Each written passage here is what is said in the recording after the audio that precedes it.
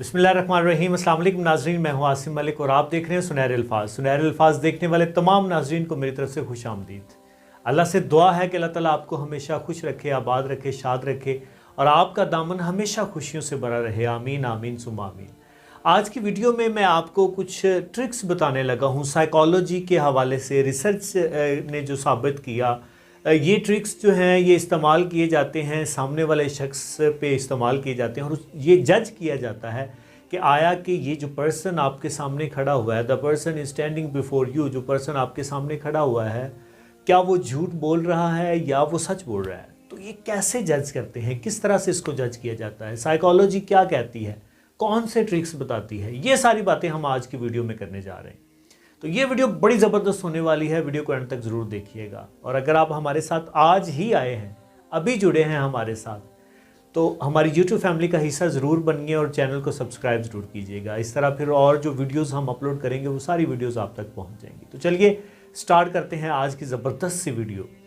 नाज़रीन, जब आपने किसी का झूठ पकड़ना हो तो सबसे पहले तो ये है कि अगर आपकी कोई चीज़ या कोई बात जो आप उससे बुलवाना चाहते हैं, जो सच बोलना चाहते उससे बुलवाना चाहते हैं, आप उसको थोड़ा सा बढ़ा के बयान करें।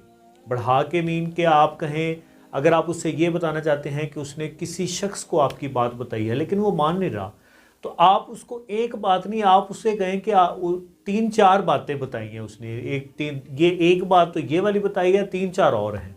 और फिर उसके फेशियल एक्सप्रेशन चेक करें, फिर उसके देखें उसके फेस पे कौन कौन सी तब्दीली आती है। अगर तो उसकी रंगत, उसके जो फीलिंग्स हैं, उसके जो एटिकेट्स हैं, उसके जो हाथ हैं, उसकी आंखें जो हैं, इनमें एक गैर मामूली सी तब्दीली आती है, तो समझ लें कि आपके सामने बैठा हुआ शख्स झूठ बोल रहा है। उसके बाद जो दूसरा ट्रिक है वो ये है, अगर वो कोई बात कर रहा है, आपके साथ वो शेयर कर रहा है, मतलब आपको लग रहा है कि वो झूठ आपसे कह रहा है, आप थोड़ी ब्रेक कर लें। ब्रेक से मुराद ये है कि आप बोले ना, आप उसकी सुने, उसकी सुनते जाएं, चुप करके उसकी सुनते जाएं। वो खामोश हो जाए, आप भी खामोश रहें। जब इस तरह दोनों के दरमियान पास आ जाएगा, दोनों के दरमियान खामोशी आ जाएगी, तो उसमें जो कॉन्फिडेंस लेवल है वो कम हो जाएगा। जब कॉन्फिडेंस लेवल कम हो जाएगा, लो हो जाएगा, उसकी टोन में फ़र्क आ जाएगा, उसके फेशियल एक्सप्रेशन जो हैं वो चेंज हो जाएंगे और वो और बात उसमें ऐड करने की कोशिश करेगा, वो लड़खड़ाना सा शुरू कर देगा, फिर आप उसका झूठ पकड़ सकते हैं।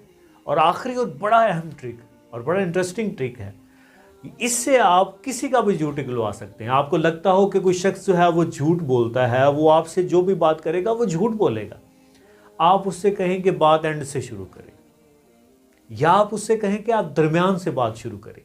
क्योंकि जिसने झूठ बोलना होता है उसने एक तसलसल से सारी चीज़ याद की होती है, बिल्कुल ये शुरू में इस तरह करना है, ये आगे ये बताते जाना है। लेकिन अगर आप कहेंगे कि आप एंड से करें, तो ये उसके लिए बड़ी अनएक्सपेक्टेड सी चीज़ होगी, ये बड़ी उसके लिए गैर मामूली सी चीज़ होगी। जब आप ये डिमांड करेंगे तो उसकी तो बोलती बंद हो जाएगी, फिर उसके लिए बोलना मुश्किल हो जाएगा। अगर वो पहले वाली रवानी उसमें ना रहे तो समझ लें जनाब कि आपके सामने जो शख्स बैठा बोल रहा है वो झूठ बोल रहा है। ये थे कुछ ट्रिक्स जो कि झूठ के हवाले से थी।